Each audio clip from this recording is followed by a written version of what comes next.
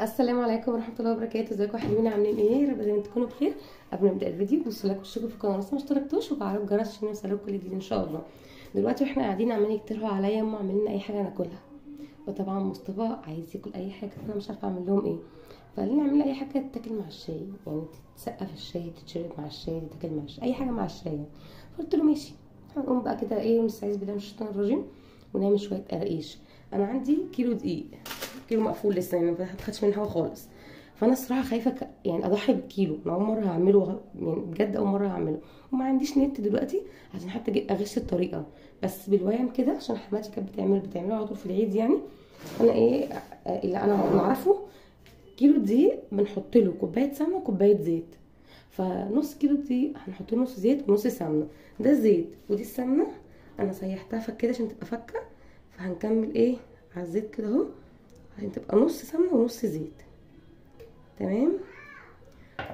والدقيق بقى دوت انا هاخد نصه دلوقتي، انا مش عارفه المعيار هيبقى قد ايه بس انا ايه هاخد نصه يعني. ومعانا هنا انا حاطه معلقه خميره صغيره، المعلقه بتاعت الشاي عادي، معلقه خميره صغيره وذره ملح ومعلقتين سمسم ومعلقه سكر بودره، بس معلقه مليانه يعني صغيره بس مليانه. فدي ايه المقدار بتاع نص كيلو. انا ممكن اعمل الكيلو بس ايه خايفه اضحي بيه، والنمل ما شاء الله يعني الجو حرر شويه، النمل طلع في حاجه يعني تقرف. فاحنا هناخد نص الكميه دي، هناخدها بالويم كده الصراحه عشان انا مش عندي ميزان، فايه احنا هناخد نص الكيس كده. بسم الله.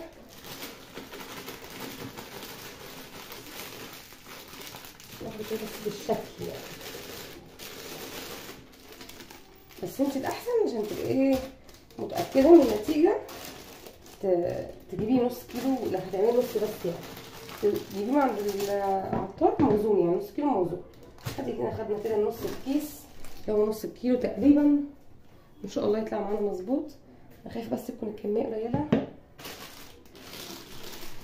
مش عارفه، ان شاء الله تبقى ايه، ان شاء الله يبقى دول نص كيلو.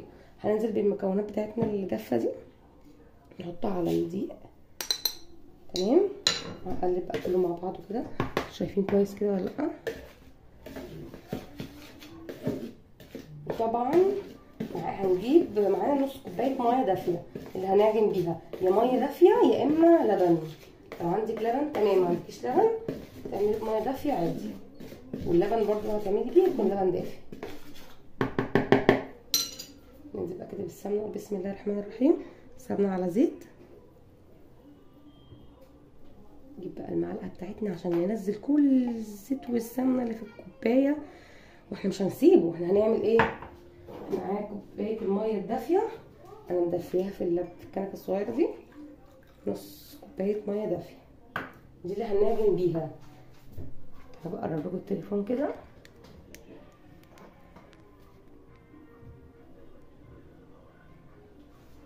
تمام. بسم الله، ان شاء الله يظبط معايا. اول مره اعمله، ان شاء الله ما تبقاش اخر مره. قبل كده عملت بسكوت، كنت قلت لكم برده فيديو وطلع مش حلو خالص، طلع مكتوم او مش مظبوط الصراحه، ما رضيتش انزله لكم عشان ايه الواحد ما ينزلش حاجه كان واثق منها.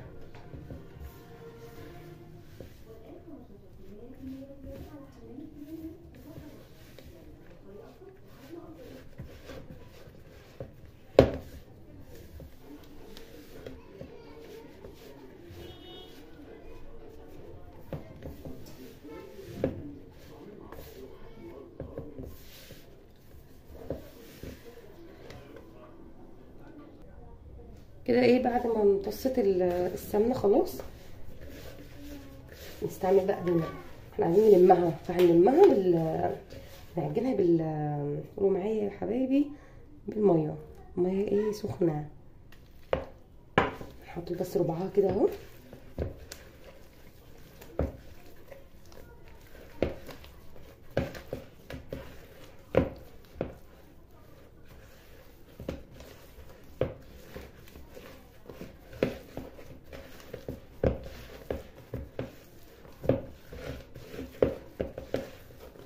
شايفين اتعجنت ازاي؟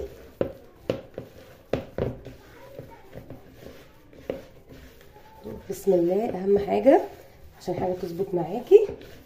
اهم حاجه نسمي انا شكلها هتبقى حلوه ولا ايه يا جدعان؟ الله اعلم. ربنا يكملها بس على خير.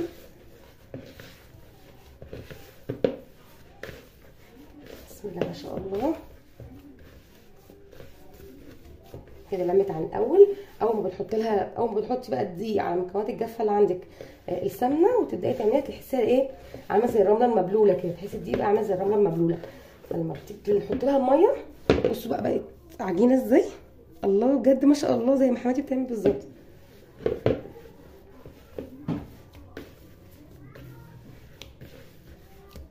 انا كده حطيت ربع كوبايه الميه بس. بصوا، هو اللي نعرفه ان الميه بتنشف، معرفش ده صحيح ولا لا، فاللي هيشوف في الفيديو ان شاء الله يقول لي هي فعلا الميه بتنشف ولا بتطري ولا بتعمل ايه بالظبط. انا مش عارفه الصراحه، عشان ايه ما اضحكش عليكم واعمل نفسي شيف وانا مش ايه، من على الله حكايتي. بس انا معتقد كده هي لسه بتشقق، فهي ممكن ايه نحط لها حبه ميه كمان، بحيث ان احنا لما نكورها كده. ده حمادي كانت بتكورها كده اهو ونبططها ونبدا ان احنا نقطع، بس هي مش مشققه يعني، هي كده تقريبا الحمد لله تمام. مش عايزه احط لها حاجه تاني، مش عايزه احط لها ميه تاني عشان ايه ما تبص مني، وانا شايفه ان هي كده كويسه. انا بقى هسيبها ترتاح شويه عشان حاطين فيها خميره. ممكن نستبدل الخميره، في ناس بتستبدل الخميره بالبيكنج باودر، بس احنا بنعملها بالخميره يعني. وانا هسيبها ايه يا حبايبي كده ترتاح 5 دقايق بس، ايه نرجع نشوفها تاني. شايفين شكلها جميل ازاي؟ نسيبها 5 دقايق بس ونرجع لها تاني. كده حطيت ربع كوبايه ميه دافيه، دافيه قوي يعني ايه، لا بتغلي ولا بارده، بين الاتنين. خدت ربع كوبايه الميه بس، ما خدتش نصها يعني، المفروض نحط النص بس حسب نوع الدقيق.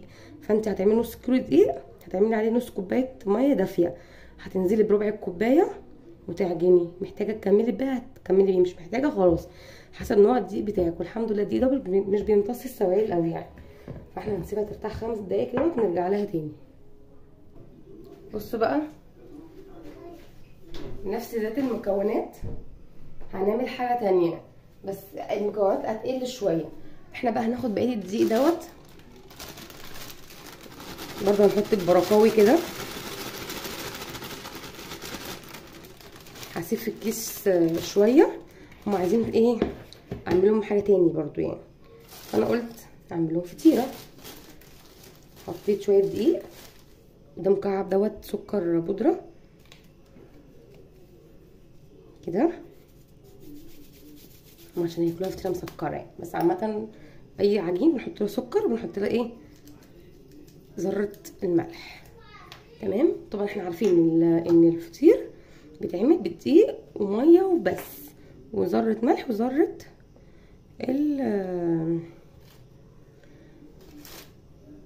الملح والدقيق والسكر.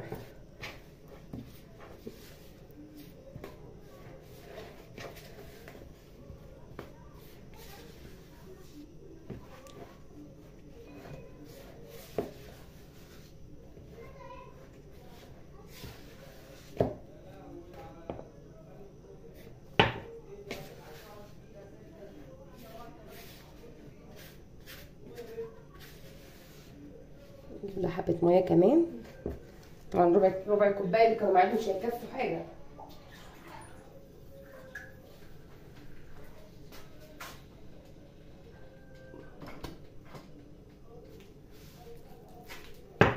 زي بالميه تدريجي حبه حبه لحد ما تلاقي العجينه بتاعتك اتعجنت معاكي.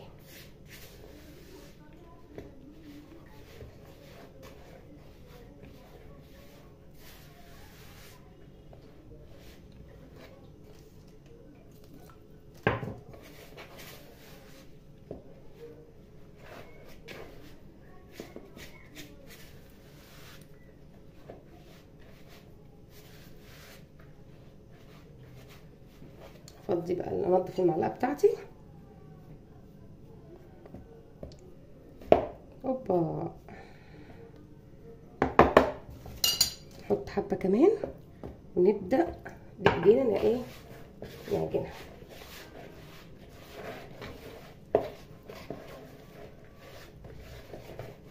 واحد نفسي ياخد كورسات في المعجنات والله. الواحد يجيب كده يجي طن دقيق ويبدا يشتغل فيه.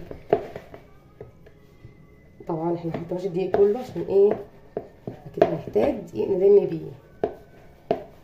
المفروض العجينه دي مش بنحط لها دقيق زيت من بره او زيت يعني فيها او سمنه، عشان كده كده احنا بنفرد بالزيت بالسمنه بتاعتنا بره يعني.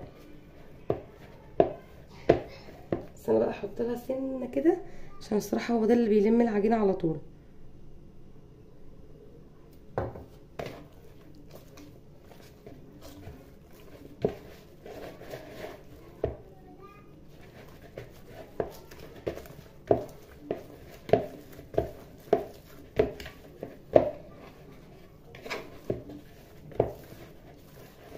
شايفين نقطه السمنه فرقت خالص.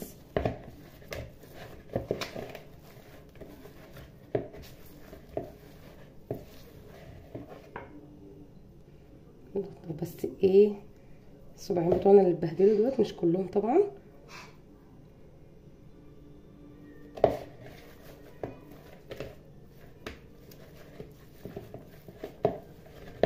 مبقتش وقت معانا خالص خالص خالص.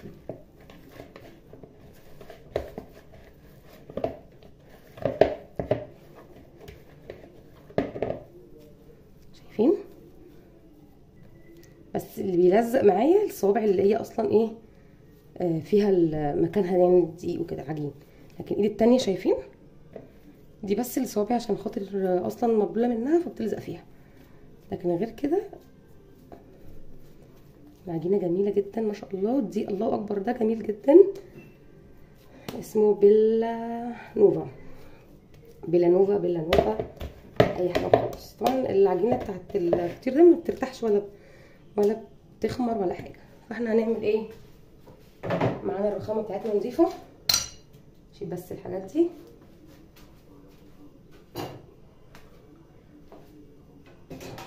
نجيب الصينيه دي بعد ما نحط على الرخامه نحط عليها شويه زيت، ونجيب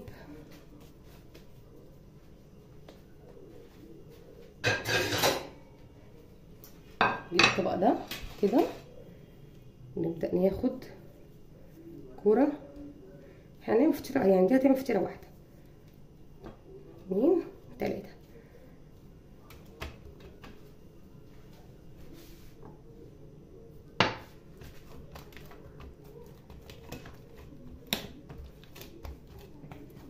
طبعا بتبقى رقيقه خالص خالص خالص.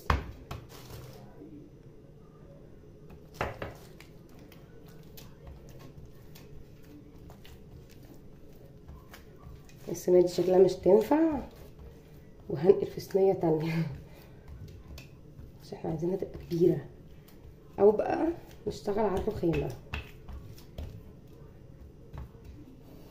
هترسى على كده يا جماعه، نزيد على الرخامه. بس احنا هنلم ايه السمنه اللي احنا حطيناها في الصينيه دي وهننزل على الرخامه بسم الله. تخليها رقيقه خالص.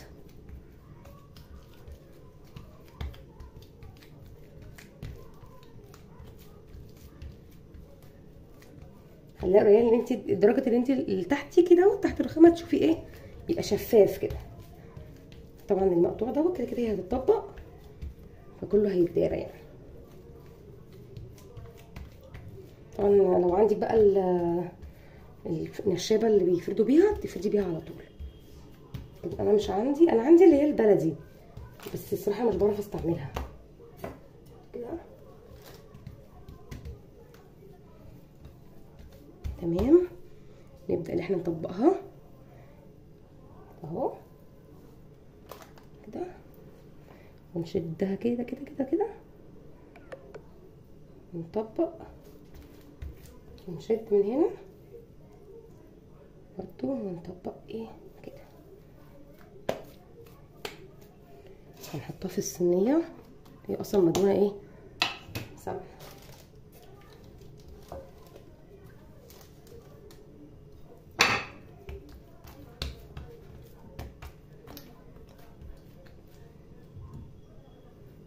هفرد دي بنفس الطريقه برضو وارجع لكم تاني.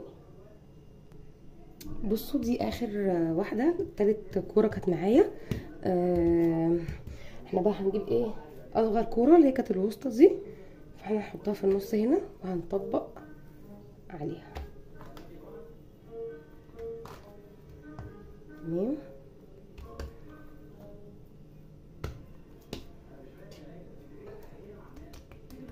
سمنه كده اهو هنا. تمام. برضو بقى فيها سمنه جوه من بره.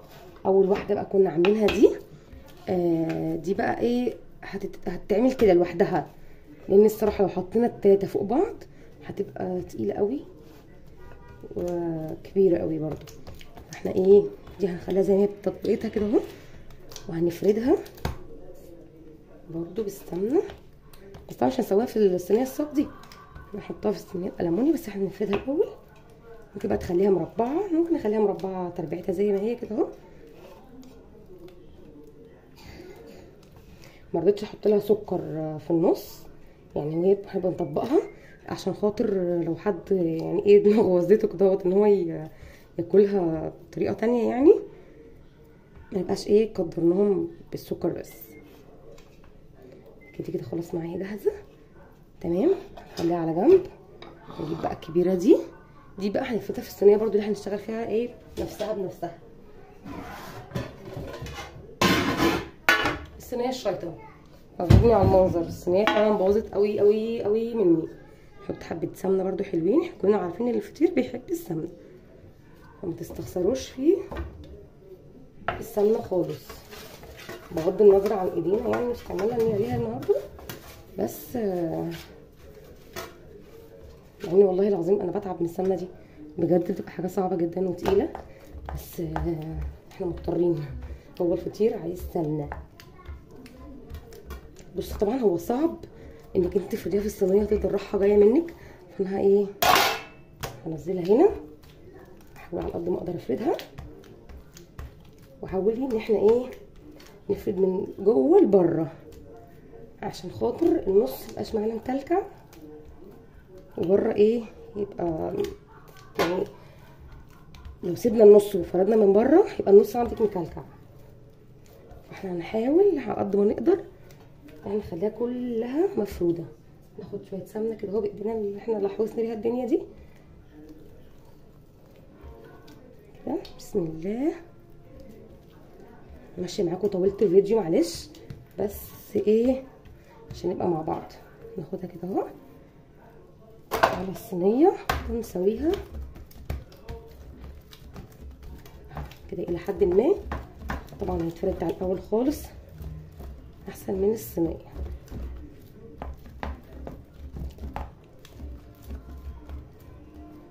اسهل طريقه لعمل الفطير، لا احتاجنا مكان كبير ولا وسخنا الدنيا قوي زي ما بنشوف، وطبعا على قد الكميه اللي احنا عملناها. انت لو عايزه تعملي اكتر هتضاعفي طبعا الكميه اللي انت شفتيها دي، ومش بمقدار زي ما انت شفتوا. انا حطيت الدقيق كده شويه دقيق وعليهم ذره الملح وحبه السكر حسب ما انت عايزه، بس برده ما تكتريش السكر في العجين. تحطي سنه سمنه بس عشان خاطر ايه تلمي معاكي العجينه على طول، ومعاكي الميه من الحنفيه عادي تعجني بيها. بس كده الفطيره بقت معانا جاهزه. انا بسوي بقى يا جماعه من على البوتاجاز، ما بحطش في الفرن، فانا هسوي الاول دي وبعد كده هنقل الثانيه المربعه اهو شايفين كده.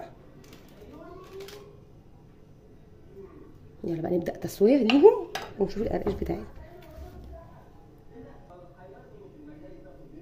كده بقى ايه. بعد ما سبناها ارتاحت شويه نجيبها كده اهو، نحطها هنا اهو.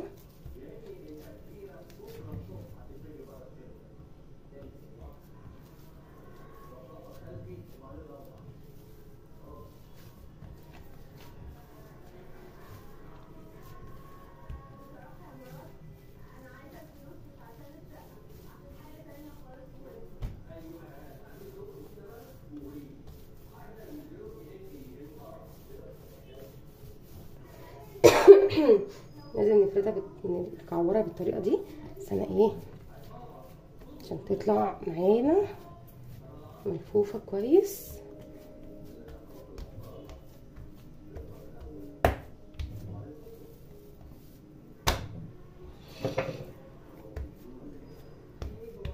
عايزين بقى ايه نفردها قد ما نقدر عشان خاطر ما تبقاش تخينه.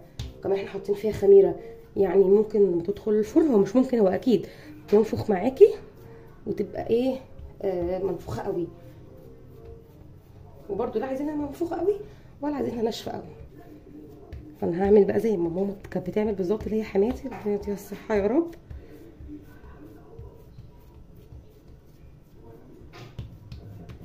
بس كده انا فردته على قد ما ايه تقدري افرديه.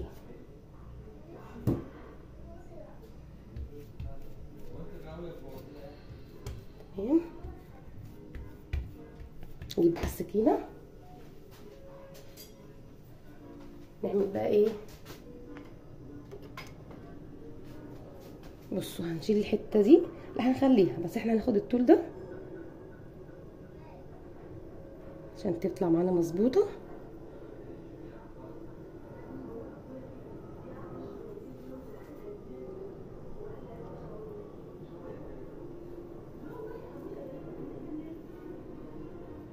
تمام كده. نفس الشكل الناحيه التانية.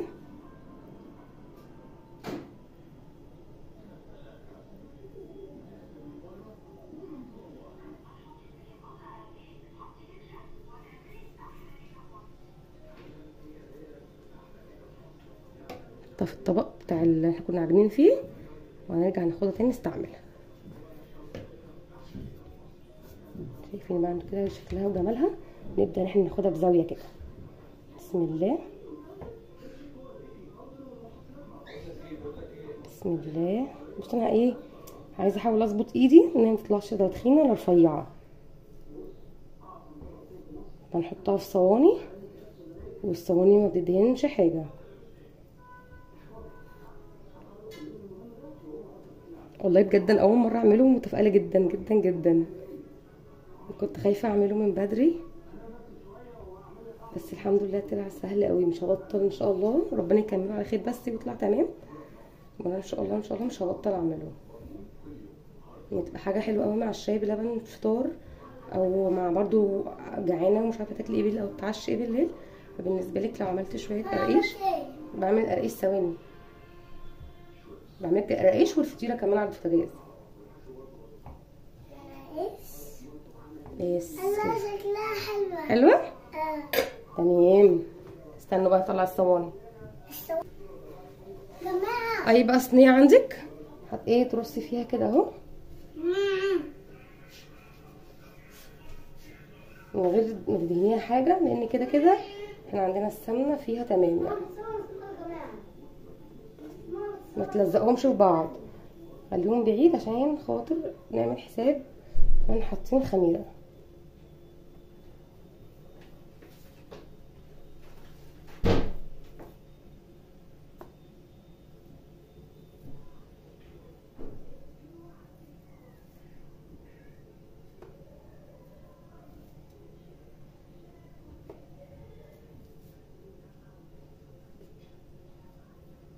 واحده قصيره شويه عشان تيجي في الحته دي.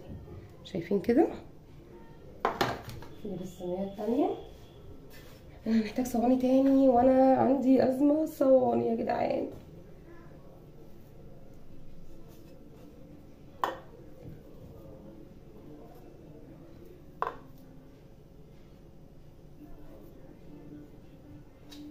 انا برضو مش رصاهم مظبوط على فكره، عشان لو رصتهم مظبوط عن كده مش تاخد مساحه كبيره. انا برضو غلطانه، انا عندي صينيه بتاعت حماتي كبيره، كنت هتاخدهم مره واحده وكنت خلصت.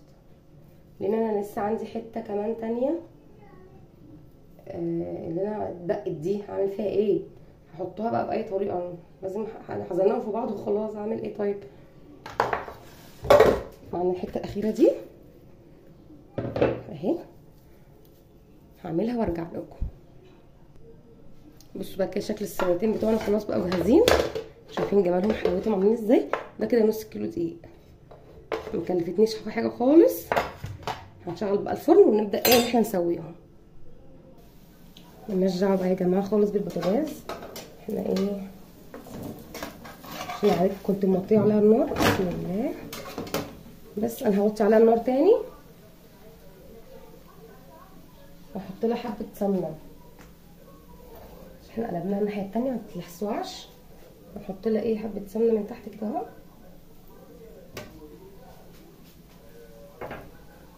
ايه نوصلها ليها كده نشبعها برضو بيها لجوه. بصوا شايفين بتنفخ ازاي من هنا اهي. يفضلي بقى كل شويه تلفيها هتلاقيها معاكي مورقه وجميله. شايفين اول توريقه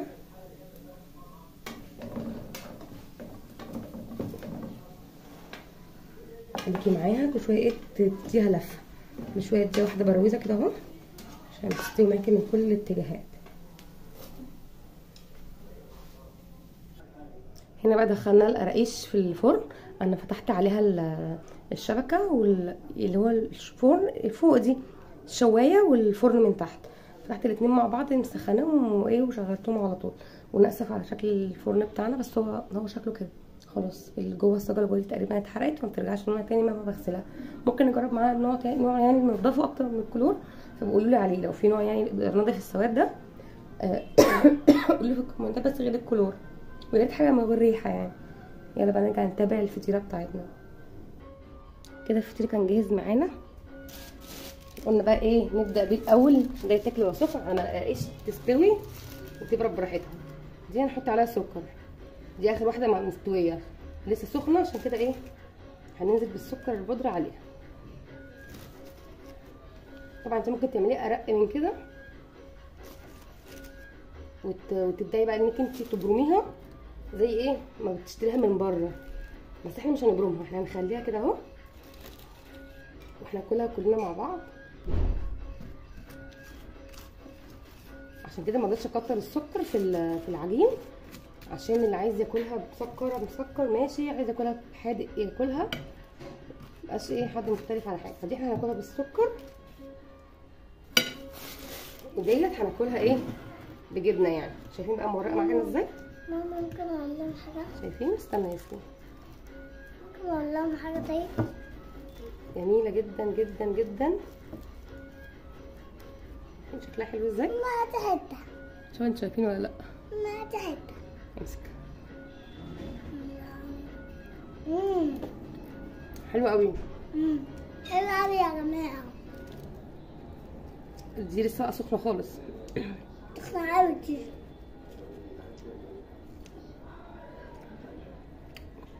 السكر تحفه. سخنه امسكها بايديك. احنا بقى هناكل دولت وكمان اوريكم القرقيش في الاخر. هنا بقى القرقيش كان جاهز زي ما انتم شايفين كده. شايفين جمالها ولونها حلو ازاي. عايزه اقول لكم ان هي دايبه. انا سبتها طبعا لحد ما بردت خالص. شايفين لونها من جوه وفوق ومن تحت جميله جدا. يا رب الفيديو يكون عجبكم النهارده. لسه بقى ما دوسناش لايك، دوسوا لايك واشتركوا في القناه ولسه ما اشتركتوش وفعلوا الجرس عشان يوصلكم كل جديد ان شاء الله. والقرقيش هتعجبكم بجد. جربوها، انا فرحانه جدا اول مره اعملها والحمد لله صابت وبقت تحفه يعني ما شاء الله عليها. حلوه جدا جدا جدا.